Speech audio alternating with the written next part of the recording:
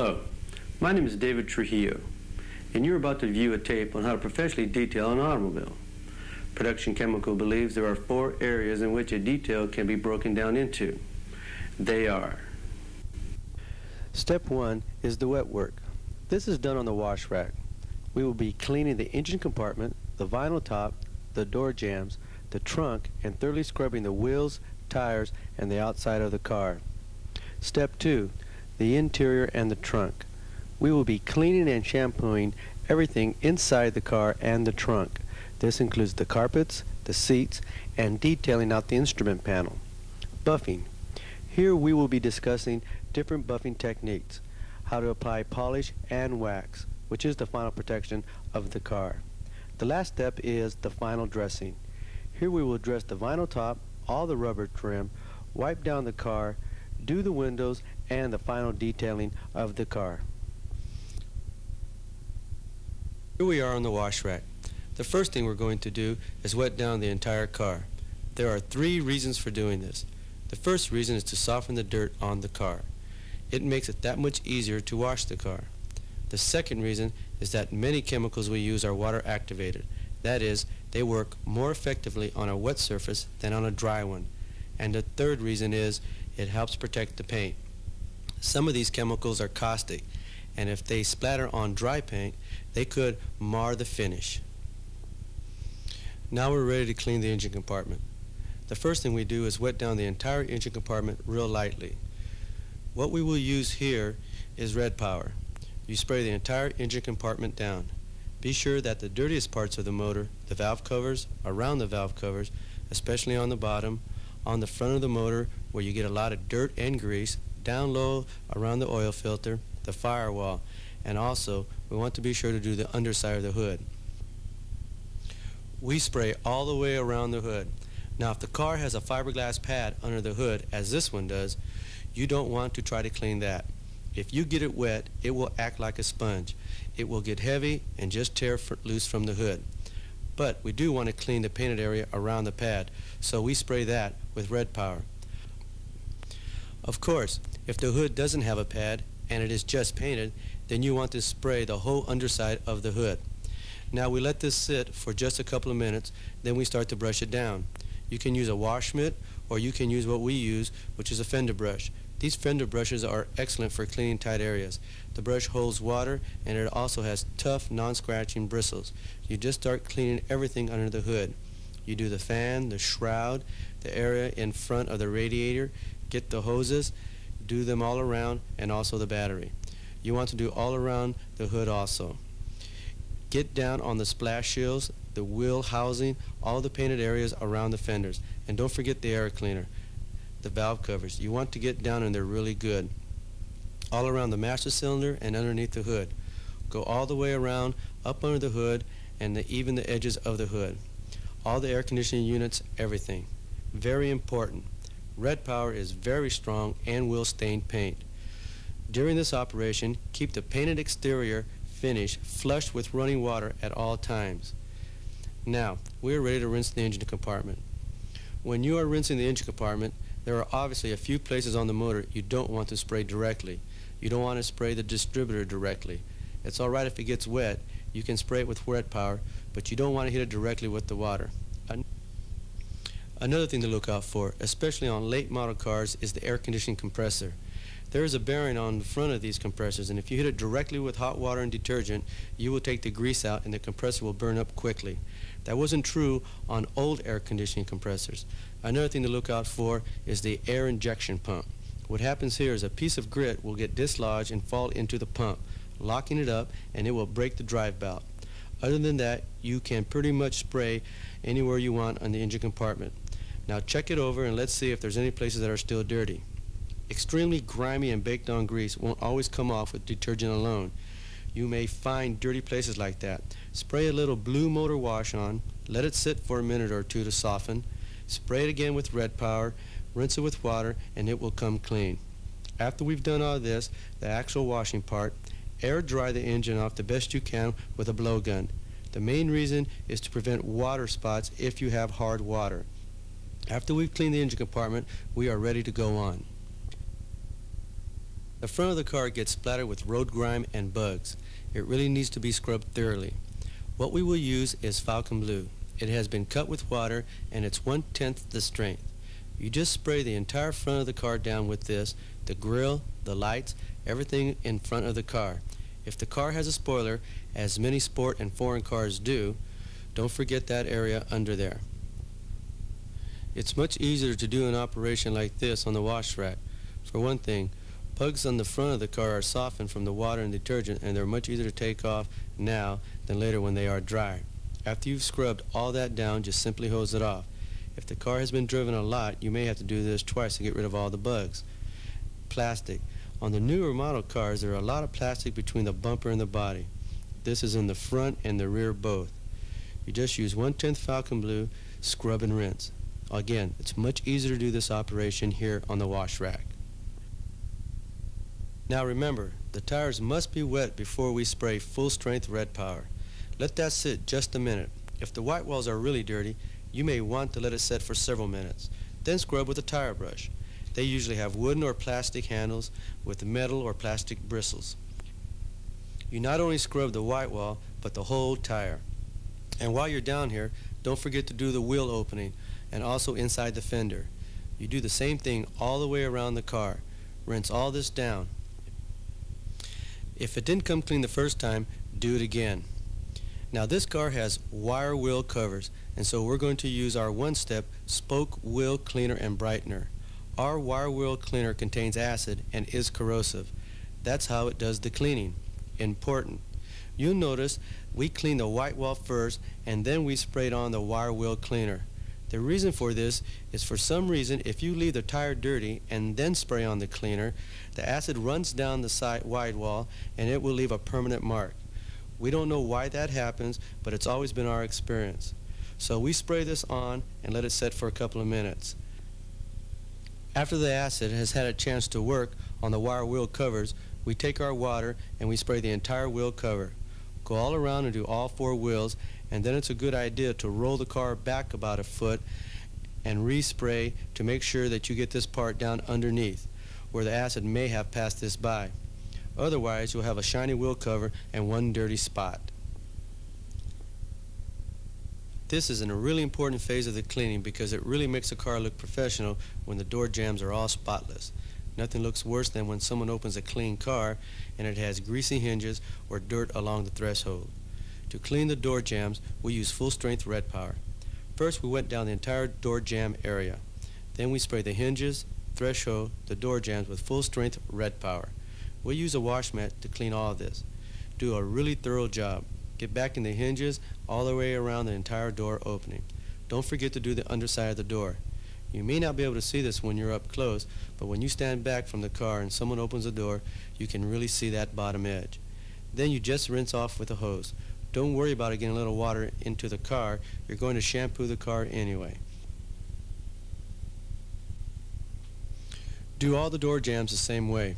With a dark colored car, especially a black car, it's very easy to miss a spot because, again, dark surfaces appear to be clean when they are damp. You have to be really careful that you hit everything because when it dries, everything you miss will be very apparent. While you're doing the door jambs, it's a good idea to clean the trunk lip and lid around the trunk. You simply go around it with Red Power just like you're doing the door jambs. Do the rubber strip and the gasket.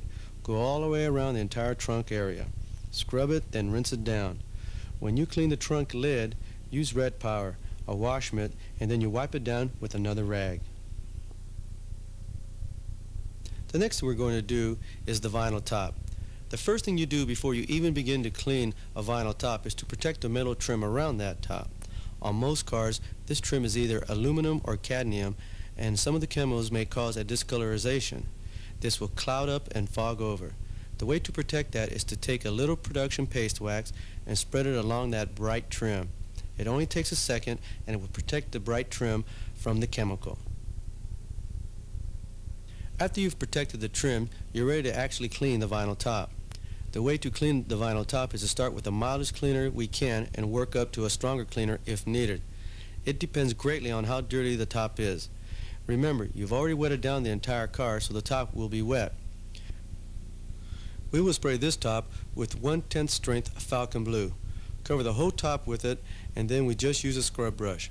The reason we use 1/10 at first rather than a higher strength is that the stronger detergent can damage a vinyl top if it is not in good condition. Some of these tops are badly weathered from the sun. If you use full strength, you'll start taking the color out of the vinyl.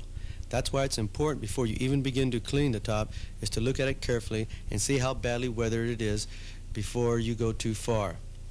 All you wind up doing is taking off the color layer of the vinyl. The top will actually look worse than before you started.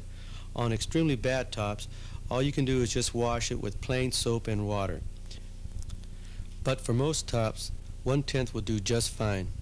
Then you rinse off the suds and see how it looks. If it is still dirty, spray it down and do it again. Wax removal.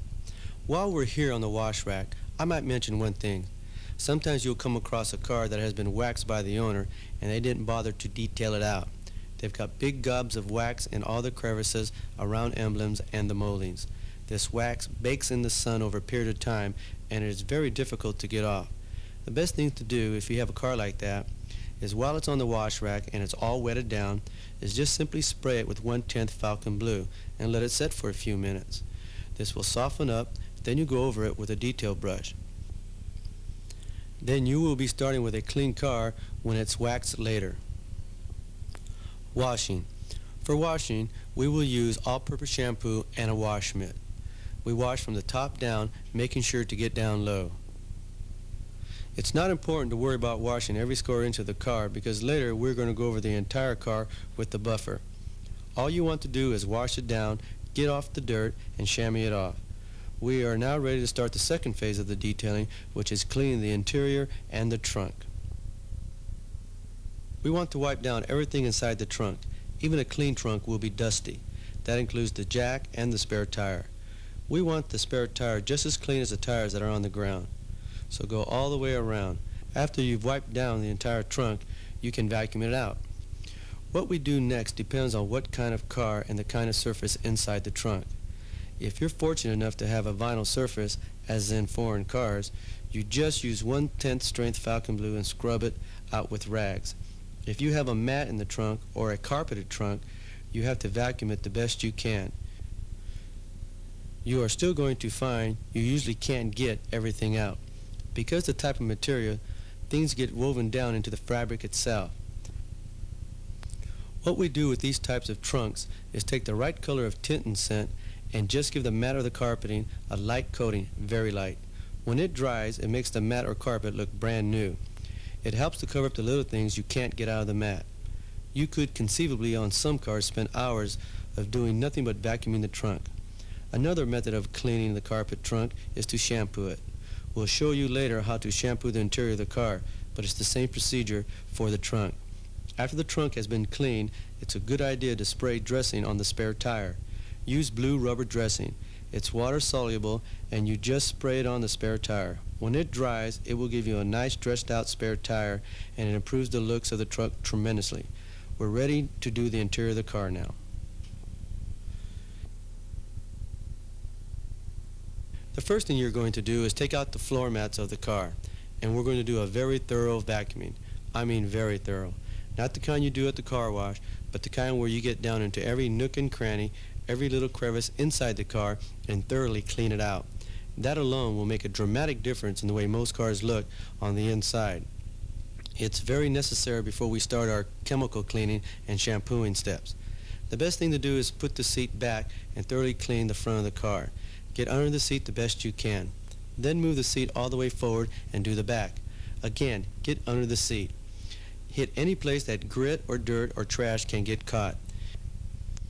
Now, if you have a car with a really dirty carpet or very thick pile carpeting that has a lot of little pieces of grit in it, it's a good idea to take compressed air and start blowing the carpet. This will bring a lot of little pieces of fine grit to the surface, and then you can use your dry vac and vacuum that up. You may have to do this 2 or 3 times. You can also take that air hose and put it underneath the seats and blow out any grit that's under there. If you have a car that has a console and bucket seats, take that air hose and you can blow out all sorts of things that fall down in the console and between the buckets. This would be impossible to do with just a regular vacuum cleaner, even if you have a special nozzle. It's very difficult to get down in those cracks. The bead around the edge of the seats will usually have a little pieces of grit down in them. You can also clean it out with compressed air or a stiff brush. It doesn't matter whether it's cloth seat or a vinyl seat, it's all the same. You need to get that out. As you can see, compressed air is really a godsend in cleaning out a car. You now are ready to start cleaning and shampooing the interior. For cleaning the door panels, the vinyl surfaces in the car, the instrument panel, we will use 1/10 strength Falcon Blue. Spray it on with a trigger sprayer and take a brush about the size of this one. Brush every square inch of the vinyl. Be sure to get down into the fine graining of the vinyl where the dirt is. It will also help get rid of scuff marks in places like the kick panels. Use a cloth to wipe it off. The best cloth is made of cotton because it's soft and absorbent. It's very important to remember that as soon as a rag begins to get a little bit dirty, replace it with a clean one. Don't be afraid to use lots of clean rags. It really pays off in the way a car looks. If you try to clean with a rag that isn't entirely clean, you'll leave a thin soap film on the vinyl. When it dries, it will look dirty and dingy. After you've done all the door panels and the kick panels this way, then you can move on to the instrument panel. There is one thing to remember about the instrument panel. The small lettering on the radio and gauges is very thin ink. You have to be very careful not to let any cleaner sit there very long. If you do, it will soften the ink, and when you wipe, the letters will either come off or smear. The best thing to do is to stay away from those if it's possible. Just clean them with a soft cloth. Now, you will notice that this instrument panel, in fact on most, it's almost impossible to get down into these little crevices with the rag. They are always full of dust and dirt. The best way to clean these is with a Q-tip and Product 1000 or TKO. You just spray a little on the Q-tip, then you can go all around the little crevices. Places like the temperature and radio controls and the air vents. Just put a little bit in there, keep changing it. Again, don't let one get too dirty. This really gives the inside of the car a professional look. So many times you will see a car that has a cleaned interior, then you look at the air vents, the little crevices in the dash and the console, and they will be just filthy. Also, if you have a car where coffee has fallen down into the crevices and dried, all you have to do is spray 1/10 Falcon Blue on, let it soften up, then take your Q-tip and get down into those grooves and crevices, and it will come back looking like new. Another part of the car to be cleaned is the headliner, and it's best to be very careful with them. In fact, a good rule of thumb is the less you do to them, the better off you are. But if you have one that has a dirty spot, or if the entire headliner is dirty and you have to clean it, the best way is to spray 1/10 strength Falcon Blue directly on a rag, not on the headliner but on the rag. Then wipe very gently in large sweeping arcs. Most of the newer headliners are made of a delicate kind of material. They can be easily watermarked or can come loose if you get them too wet. That's why you want to spray the cleaner directly on the rag. Also, keep turning the rag constantly. Always use the clean side and it will generally come in looking out fairly good. If you have grease or a ballpoint pen mark on the headliner, then you can use our Formula C. Formula C is an excellent cleaning solvent. You can use it most anywhere on the inside of the car. Now, if the car has vinyl seats, we clean them just as we did everything else with 1/10 strength Falcon Blue. You just spray the seat down, go over the entire seat with your brush, and wipe it off with a towel. If it's a leather seat, we have to be very careful. That's because the leather in a lot of cars has been re-dyed. Even on a new car where the leather hasn't been re-dyed, the color is actually only on the surface of the leather. It does not go all the way through the leather. When it's gone all the way through the leather, it's called fat dyeing. Fat dyeing is almost unheard of in new cars. Instead, the color is all on the surface. So what you want to do is make sure the color on the seat is going to be color fast. Try a small area with 1/10 strength Falcon Blue. Wipe the area with the rag to see if the color is going to come off. Now, if you should see the color start to come off, stop right there. Clean the seat with Universal Sanitize. Wipe it and let it dry thoroughly. After it dries, use fine leather treatment by Prestige Coatings. With fine leather treatment, you put it on a clean rag, wipe it on, and then wipe it off. It helps feed and preserve the leather. After you've cleaned the inside of the car, we're ready to shampoo the carpeting, and if the car has cloth seats, we'll shampoo the seats also. We use a two-stage cleaning operation. The first thing we do is the spraying of the carpeting, the seats, and the seat belts with Formula C. I'm using what is known as a Sure Shot pressure can. We just spray a fine mist of it all over the carpeting, the seats, and the seat belts. We let it sit anywhere from a couple of minutes to 15 to 20 minutes depending on how dirty the car is. Let the chemical do the work for you. After it's set up, then you shampoo. For the shampoo, we will use the suds of Falcon Blue. What we do is dip the brush into a bucket and use the bristles to grab suds only. The secret to doing this job right is not to get the carpeting too wet.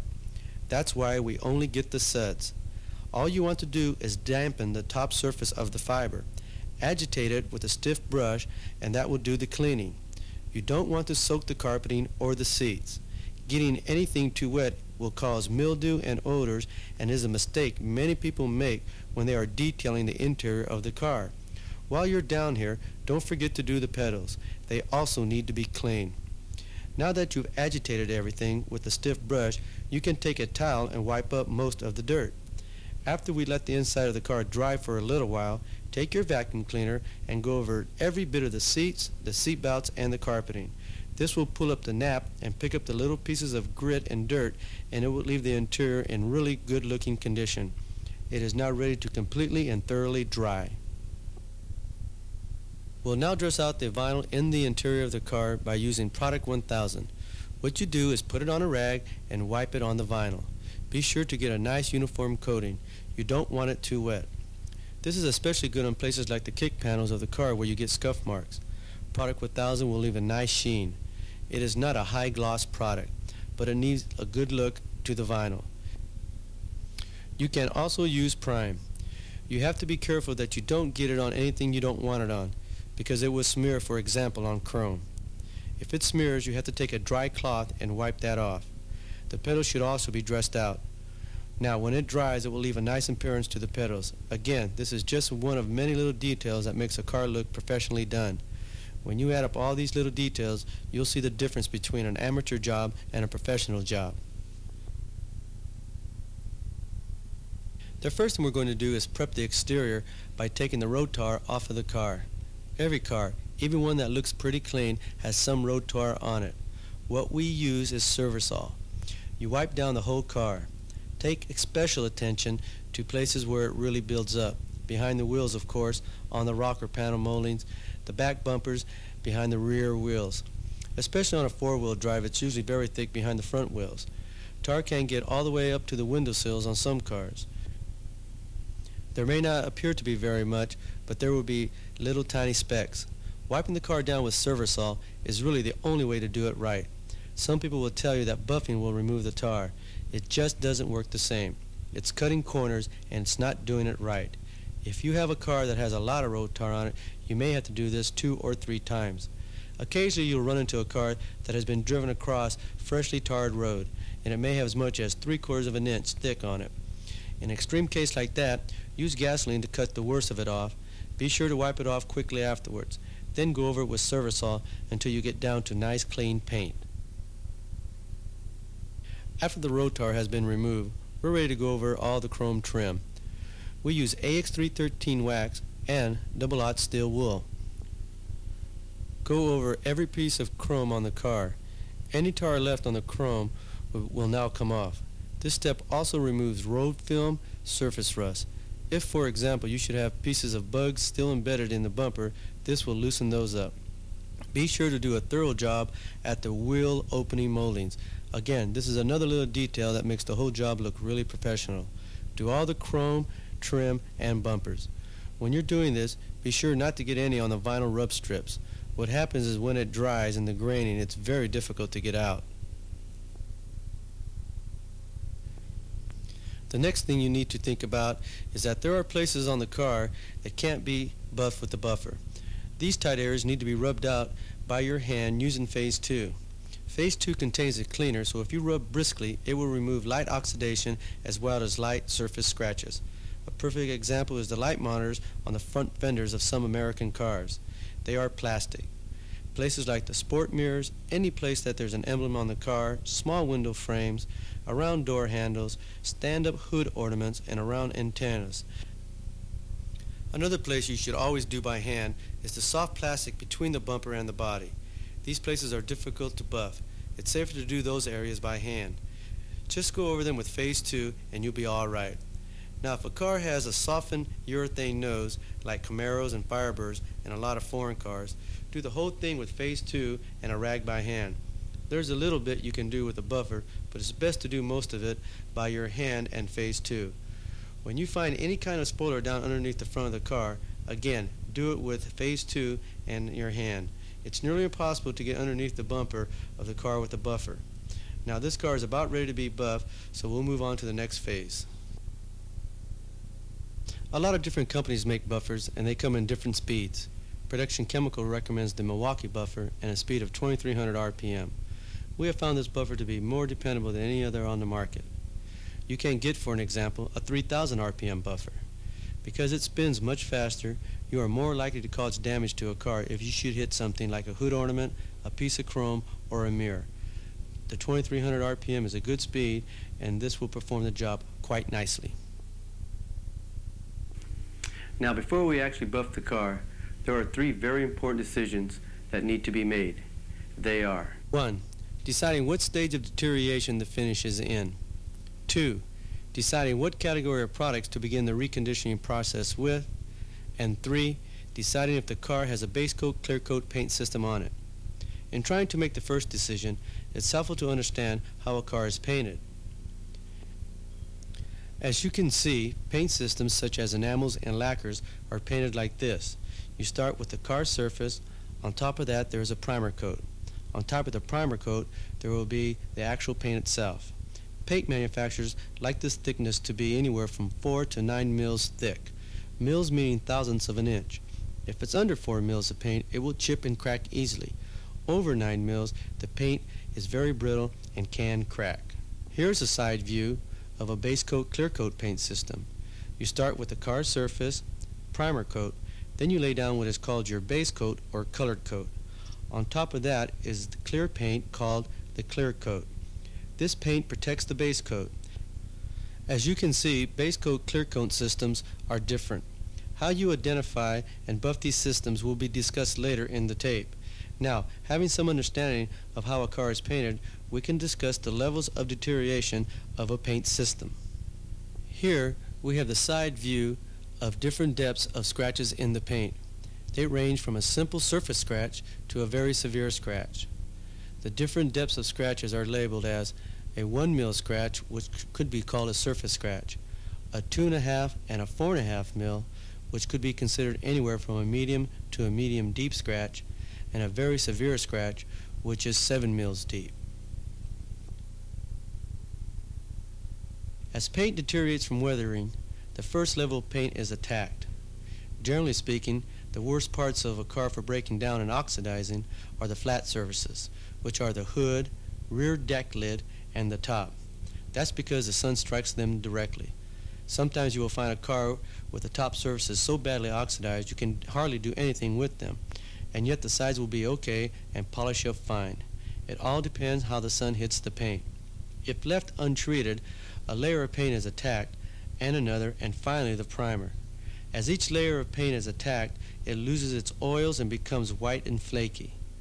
What you have to remember is that oxidized paint is dead old paint. To get it to shine, you have to remove that layer of old paint. But remember, if you remove too much paint, you could get down to the primer or the bare metal. Having gained some insight into the stages of deterioration a paint system can be in, Production Chemical has developed a chart to help you select the correct product for the correct stage of deterioration. Production Chemical breaks down stages of deterioration into 4 basic categories. You have Stage 1, which has no scratches or oxidation. Stage 2, mild scratches, medium oxidation. Stage 3, deep scratches, heavy oxidation. Stage 4, scratches or oxidation that has gone all the way down to the primer. Starting with Stage 1 deterioration, no scratches or oxidation, we will use products from Category 1. These products, which remove little or no paint, are usually called waxes, polishes, glazes, or sealers. They are recommended for hand application. Product selection here would be paint conditioner, AX313, Red Baron, Dealer Sealer, Liquid Beauty, blue or yellow Carnauba paste wax. Next is stage 2 deterioration, mild scratches or medium oxidation. We will use products from category 2.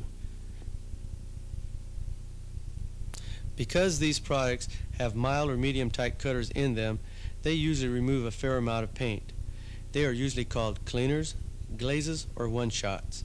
Product selection includes phase 2, reviver, friction glaze, and film clear. Stage 3 deterioration would be deep scratches and heavy oxidation.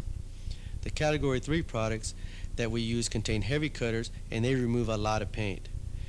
They are usually called compounds, heavy or extra heavy duty cleaners. Product selection includes synthetic cutting cream, Red Ball Super Duty compound, 600 machine cutting compound. Stage 4. If you go down to stage 4, you have no other recourse but to repaint. Once you've placed the finish into a stage of deterioration, you must decide what type of product to begin with. The key to your choice lies in knowing the degree of abrasiveness of each product, or to put it another way, how much paint will this product remove? Remember, a car has a limited amount of paint and you never want to remove more paint than is necessary to get the job done. If you err, do so on the side in which you don't have enough cutting power to do the job. You can always move up if you have to. Also, either factor, scratches or oxidation, can place a finish into a higher stage of deterioration. For example, you might have no oxidation but have a few deep scratches. Your finish would be in stage 3. If you have a stage 3 car with only 1 or 2 deep scratches, you probably want to use a category 2 product that will remove a limited amount of paint. Attempt to blend the deep scratch instead of trying to remove it. Understanding what was just said, let's examine exactly what that means. Let's say a car has some deep scratches. When these scratches are removed, what really happens is that the paint around the scratch is removed until the scratch disappears. When removing scratches and oxidized paint, you're actually removing mils of paint. As you can see, removing the paint will drop you below the minimum requirement for paint manufacturers on the paint. Selling the final protection is as important as showing the customer how to remove scratches. In summary, you begin the whole process by looking at the finish to decide whether you can or if the car needs buffing. Once this decision is made, everything else follows. The only thing that differs is your choice of products. The third thing you need to determine is whether or not the vehicle has a base coat, clear coat paint system on it. European manufacturers have been painting their cars in this manner for years. U.S. manufacturers are going in this direction, and in a couple of years, all cars made in the United States will have this type of paint system. The Environmental Protection Agency has decreed this. Now, the trick to determine whether or not you have a base coat, clear coat paint system is quite simple. What you do is you take some 600 grit sandpaper, you move into the trunk area or around the engine compartment, around the edge, around the lip, and you rub the sandpaper real gently across one of these edges. If you have a clear coat, what will appear on the sandpaper is a white chalk. That's because it's picked up some of the clear. If in fact you pick up the color of the car, such as a red colored car or burgundy or a black or even a white, the car does not have a clear coat on it. Very simple, very effective. Now, once you've determined that you do or do not have a clear coat, if you have the clear coat, production recommends our synthetic cutting cream. This has proven to be the best product available on the market now. It rubs out these systems quite nicely because it does not have a mechanical abrasive, but does in fact have chemical abrasives. You cannot feel these between your fingers. If you use synthetic cutting cream, use a polishing pad, and use a nice deliberate motion when you're buffing out these clear coats, you will buff them up quite nicely without leaving swirl marks. Once we've decided what kind of paint we have, whether or not it can be buffed, the products we're going to use, the actual buffing process can be started. One thing to remember, when you buff a car, you and the car are going to get splattered. So if there's anything you don't want splattered, you should protect it. A perfect example is a convertible top, especially those of cloth or canvas. A good way to protect them is to take towels, lay them on top of the car, tuck them under the window, or close the door on them. That will hold them in place. Applying the compounder polish. How the product is applied can make a big difference in certain situations. For instance, if you have an oxidized paint job and it's a warm day, do not apply any compounding or polishing product out of one of these polish bottles. The reason being, product comes out of these squirt bottles in the form of a bead. Because this bead line has a heavy concentration of cleaners, a stain called a Pecker will be left in the paint. To avoid this problem, spread your polish out with a paintbrush. This will eliminate a potential stain problem. Buffing techniques. The first thing we want to discuss is that since there are two categories of products that will buff out cars differently, we are going to demonstrate two different buffing techniques to be used with these products. We'll start with the products in category 3. These are the heavy-duty compounds and cutters. Because of the mechanical or chemical abrasives containing these products, they remove a lot of paint. Therefore, a constant motion with little pressure, never staying in one place, is the buffing method used here. If you stay in one place too long or apply pressure, you'll burn the paint. Burning the paint means you've gone down through the layers of paint and into the layer of primer or to the bare metal. Now, the techniques used with the products from category 2, the mild or medium colors or glazes. Because these products, such as Phase 2, don't have the aggressive abrasives as the heavy-duty compounds, but do contain protective properties, a totally different buffing technique is used.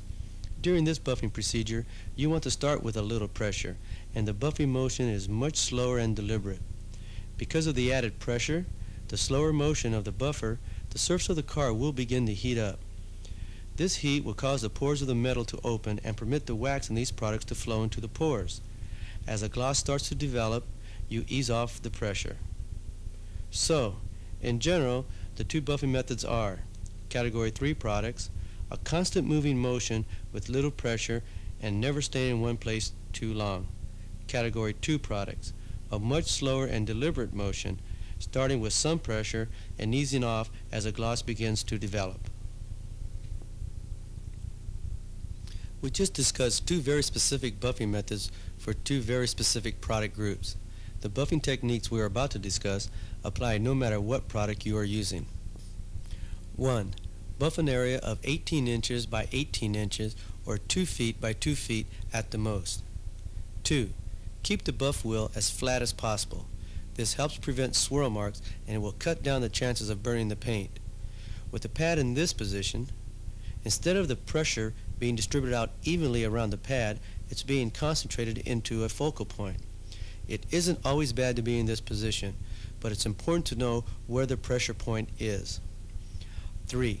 Always stay parallel with any creases, edges, or trim. Don't go crossways on any of these. The edges will have less paint on them than the flat areas. If you go across creases and ridges, you'll just burn some paint. If you go across any trim, you run the chance of ripping them off. 4. Always remember the rotation of the buffer. It's clockwise. Knowing this helps you when you're going to buff next to something like a mirror. You'll have a lot more success coming into an area from this direction than from this direction. 5. Side of the car. Brace the arm holding the buffer against your leg for support. You can generate quite a bit of pressure this way and you won't tire yourself out. 6. Remember which way the cord is. Never turn the buffer handle so high that the cord will get near the buffing pad. If you do, you'll have an experience you won't soon forget.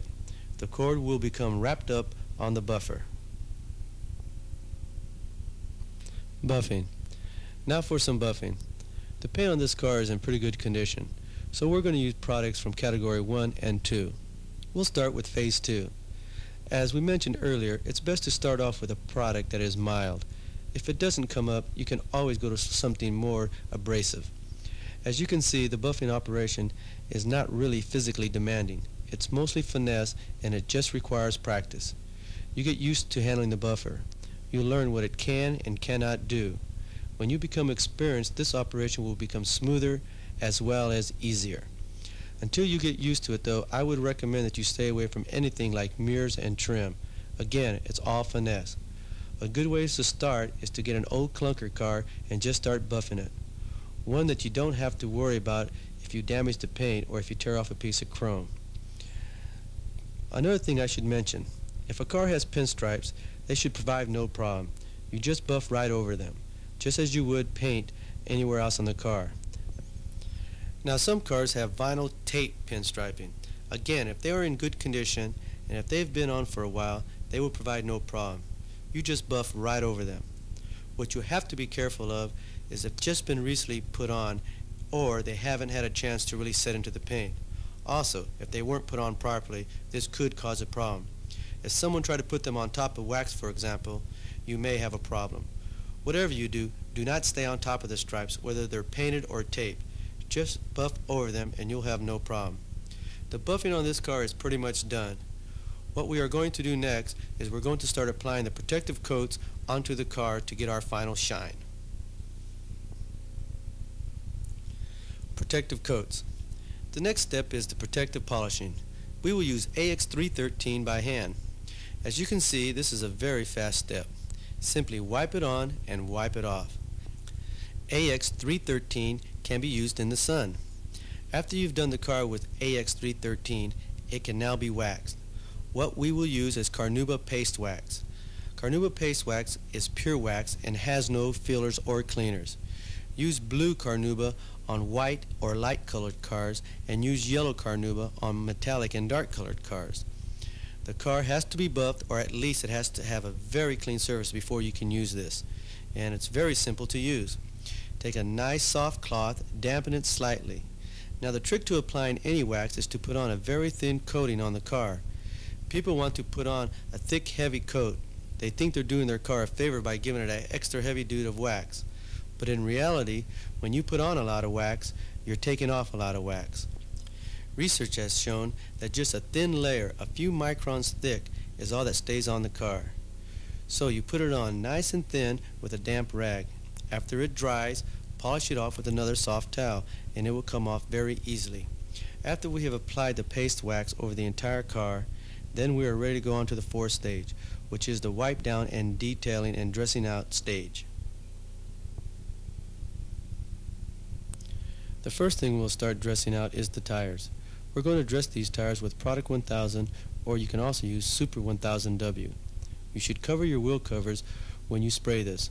That's because the dressing will dull out the covers when it dries. You want to spray the wheel wells. Next, we want to dress out all the rubber trim. For this step, we'll spray the dressing into the rag. Then we'll dress out all the bumper guards, rubber strips, body side moldings, and the rubber trim around the windows. All of this gets dressed out with Product 1000 or Super 1000W. Don't forget the spoilers that are underneath some cars. Once all the trim has been dressed out, we're ready for the most important tool that you have for detailing a car. It's called the detail brush. This can make a difference between a professional job and an amateur job. You use this brush to get any wax or polish out of any crevices, around body moldings, and the chrome. You should brush everywhere. When you finish this process, you shouldn't see a trace of wax or polish anywhere on the car. Now we're ready to start wiping down the car. Get a nice soft towel and start wiping all the excess wax off the car. Any extra Product 1000 gets wiped off with the wax. Another thing is, don't forget to open the doors, the trunk, and the hood. Go all around these edges and be sure to wipe off any excess buffing residue that you may find. Usually a fine buffing powder goes down in the grooves, and we want to get those out of there. Go over the chrome again. Even though we've brushed it all off, you'll still find quite a bit of glaze left on there. We want to make sure all that gets wiped off. After we have wiped off the entire outside of the car, the next thing to do is dress the vinyl top. The vinyl top. The vinyl top may have some splatter from the buffing. Use the detailing brush and remove the tiny little dots of polish, and they will come right off. Go over the whole top. Now we're ready to put the vinyl dressing on. We will use Super 1000W. All you do is put it on with a soft cloth. We just put it on in a circular motion. Be careful to make sure you don't miss any place. If you do, once the dressing dries, you'll have a dull spot surrounded by a shiny roof. If the top is badly weathered, it will suck this dressing up like a sponge. You may have to do it 2 or 3 times to get the coat to look good. It's well worth it. It preserves the top and it gives it a really nice looking finish. Dressing the engine. Next, we will dress out the engine compartment. We've already wiped down the edges of the hood and removed any polishing residue. We're going to spray the engine with Product 1000. This gives a nice sheen to the engine. If you wish something more shiny, use Clear Motor Glaze. It will give you that shiny, clear lacquer appearance that some people like. Windows. The product we're going to use is Green Glass Cleaners. To do the windows correctly, the first thing you do is the outside of the windows. That way you'll know when the inside windows are clean. Another thing, and this is another little detail that separates a professional job from an amateur job, and that is, you want to drop the window down a few inches and expose the window edge. Clean the window edge because it will be dirty. If you don't, you can clean the windows on the outside and clean them on the inside. The first time you roll the window down, you've got an inch-wide band of dirty glass. When the outside windows are clean, you can move on inside to do the windows. Also, on some new 86 American cars, they have a special plastic shield on the inside of the windshield. This has to be cleaned very carefully. You can't use scrapers on it. You have to use plain hot water or rubbing alcohol. You need to be aware of this, as more cars are going to be using this style of windshield in the next few years. While you're inside the car doing the windows, don't forget the vanity mirror on top of the sun visors. Also, you've got these rags. This is an ideal time to give a final rub down to all the chrome trim on the dash, all the little buttons, and the window cranks. Give it all a final polishing out. Now, you should have wiped all that down when you were cleaning out the inside of the car, but while you're doing the windows, this is a perfect time to do that final polishing out. Any place you might have missed with the Q-tip, now is the time to do them. That's essentially how you detail out a car. Obviously, we could spend hours telling you all sorts of little things, but if you follow this, you will have all the basics for detailing a car. Production Chemical cannot overemphasize enough. What separates a professional job from an amateur job is detail, detail, detail. Nothing is too small to overlook.